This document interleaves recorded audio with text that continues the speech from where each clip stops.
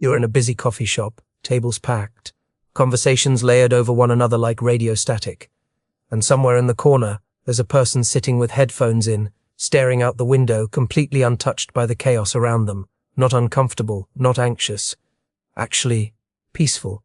Maybe it's you. Maybe you've done this exact thing. Chosen the noisiest café, the crowded park bench, the packed train. Not despite the crowd, but because of it. That's strange, isn't it? Wanting people around you but wanting nothing to do with them. Craving presence without participation.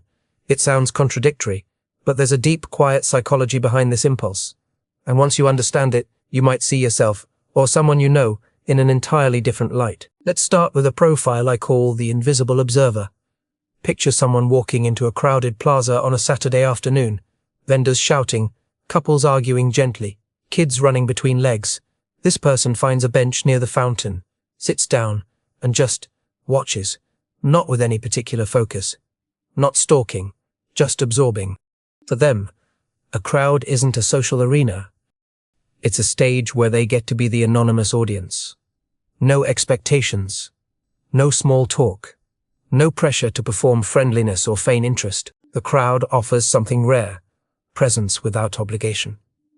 Psychologically, this is tied to a need for what researchers sometimes call low-demand sociality.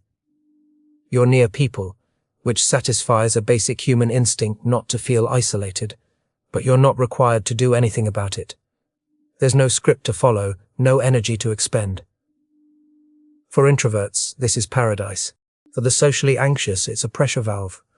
And for those who are just tired, emotionally, mentally, spiritually, it's a way to feel human without the cost. If you've ever gone to a busy bookstore just to be around people you'll never speak to, you might be this type. Then there's what I think of as the energy borrower. This person doesn't just tolerate the crowd, they feed off it. Not through interaction, but through proximity. It's like emotional osmosis. The laughter of strangers lifts something in them. The ambient hum of activity makes their own silence feel less heavy. They're not hiding from people. They're borrowing warmth without asking permission. This connects to something called arousal regulation. We all have a baseline level of stimulation we're comfortable with. Too little and we feel flat, numb, understimulated. Too much and we feel overwhelmed. For the energy borrower, direct conversation might be overstimulating. Too many variables, too much cognitive effort. But background social noise, that's just right. It fills the silence without demanding anything. If you've ever felt more creative or more awake in a loud cafe than in a quiet room, this might be your psychology at play.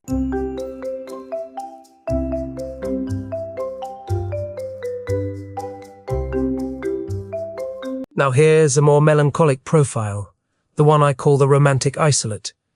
This is the person who sits alone at concerts, who walks through night markets not to buy anything, but just to drift, who finds poetry in being the only still figure in a sea of movement.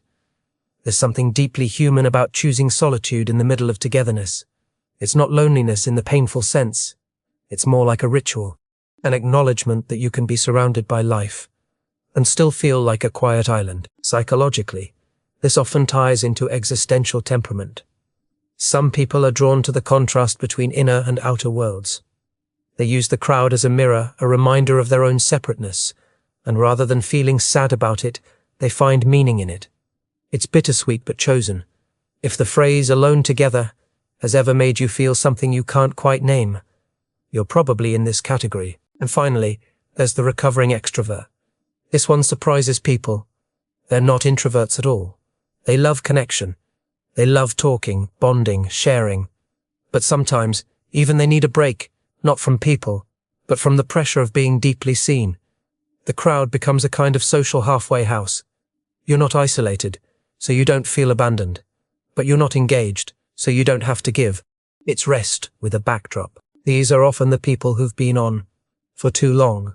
Caregivers, performers, community holders, and they need a way to depressurize. A crowded train, a noisy bar, a random bench in a busy plaza. Somewhere they can be nobody for an hour. Somewhere they can feel held by the presence of strangers without anyone needing a single thing from them. If you've ever told a friend, "I need to be around people, but I can't handle plans," this is probably your moment. So what does all this tell us? Being alone in a crowd isn't avoidance. It's not antisocial. It's not broken. It's a highly specific form of emotional regulation, a way of calibrating your inner world by placing yourself carefully inside the outer one. The crowd becomes a kind of container. It holds you without squeezing. It reminds you that you're part of something without demanding you prove it. Now I'm curious, which profile fit you? Are you the observer, watching from the sidelines and finding peace in invisibility? The energy borrower, soaking up warmth you never have to return? The romantic isolate, finding meaning in your own quiet separation?